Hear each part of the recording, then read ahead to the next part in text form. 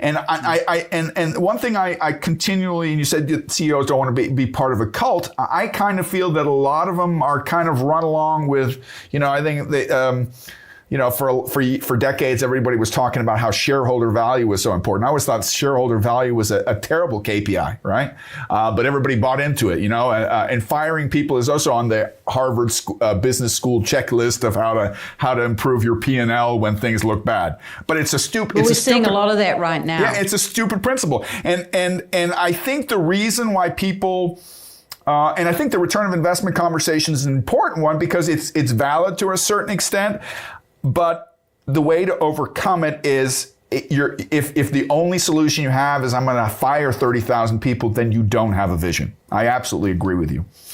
And the other thing that I wrote down a second time already, the old rule for tools. One of the rules for tools: a fool with a tool is still a fool. So that's kind of. I have a weird. Well, and it's worse now because you get dumber. Yeah. Yeah. That's another thing. I wrote down something that I thought it was funny, a funny idea that came up, and you have a whole in your Instagram. You talk about stochastic parrots and intelligence, and we need to be a little bit differentiated and not be so judgmental of it, and be a little bit more open for it. Which I'm also trying to do.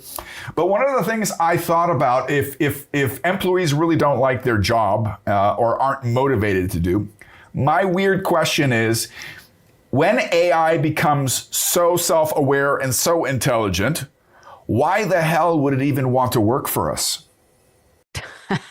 Well, now you're into the philosophy. Right? So I think what you said something really important just before about self-determination. And that self-determination is so fundamental to us as humans, right?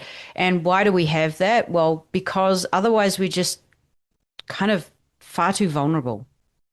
There's sort of a peak vulnerability where it's about courage, the Brene Brown story of vulnerability. But there's also like true vulnerability where you're going to die. Yeah. So self-determination comes from how we, make meaning in an uncertain world, with the umwelt that we have.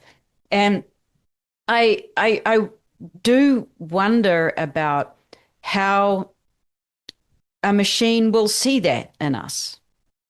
And one of the, both Dave and I are visiting researchers at University of Berkeley CHAI Center for Human Compatible AI, which is Stuart Russell's lab, very focused on how do you make AI that does what humans want to do and want it to do. Especially once it realizes that it's more intelligent than we are.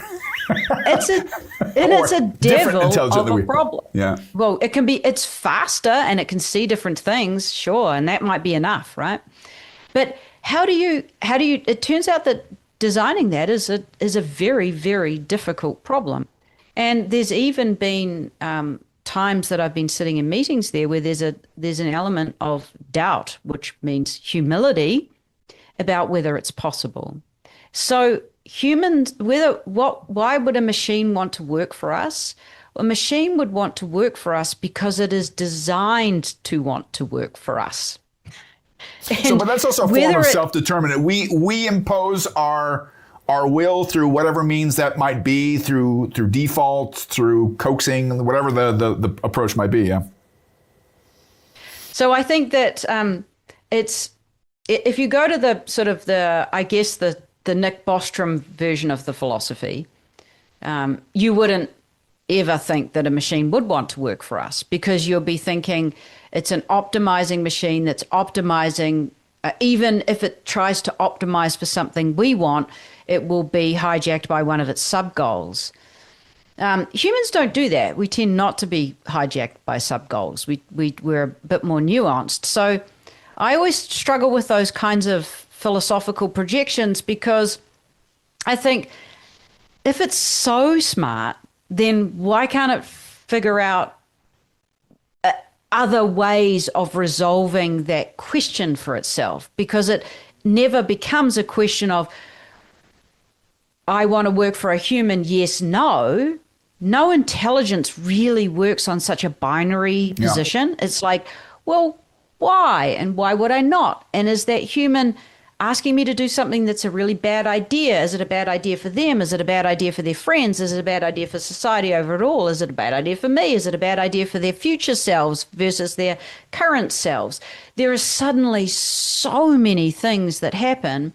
And I go to Ruth Chang's work as a philosopher here, where it's the reason that hard choices are hard is because there's no apples to apples comparison. There's no true way to score them. Isn't that what makes life brilliant? Isn't that what makes it worth living?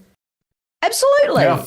And so self-determination comes in. We make a decision about something, and then we backfill it, if you like. We make it a good decision. Yeah.